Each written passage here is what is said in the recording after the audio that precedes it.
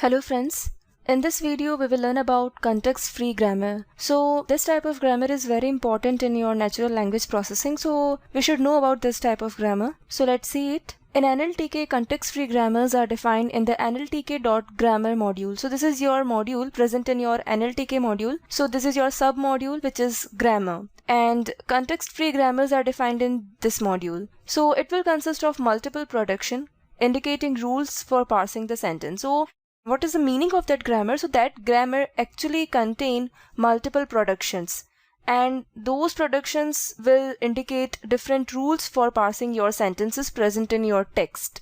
So we will use them. The left hand side of the first production is the start symbol of the grammar, typically S.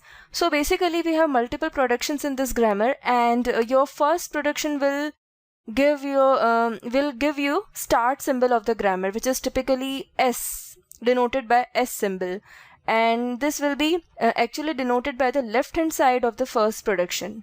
So remember this thing because we always initiate with the start symbol of the grammar. All trees must have the symbol as their root label, and all the trees will have symbol as their root label. So this start symbol will indicate root label of all the trees, which we will use for parsing our sentences. Okay, now how we will parse our sentences using context-free grammar? So these are some steps which you have to do. You have to follow these steps. First, we have to define a context-free grammar. That is, we have to define some productions which will indicate the rules. Next, we will tokenize our sentence, which is basic step you know very well, how to tokenize a sentence using your word tokenize function.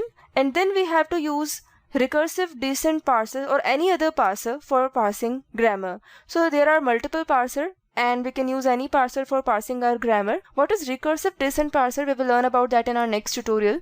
And finally, we will apply our parser to the sentence. So finally, what we will do is we will apply that parser to the sentence. So we are parsing our grammar in your recursive descent parser or any other parser which you are using. So in this way your grammar will be parsed. And here, since we are using context-free grammar, so I will show you some examples, and then you will be able to know that what is that type of grammar and how we can use it for parsing our sentences present in the text. So that was your context-free grammar. This was the basic introduction of this type of grammar, and now we will see in our next tutorial about the different examples, different programs, and different other method of parsing. So let's see them.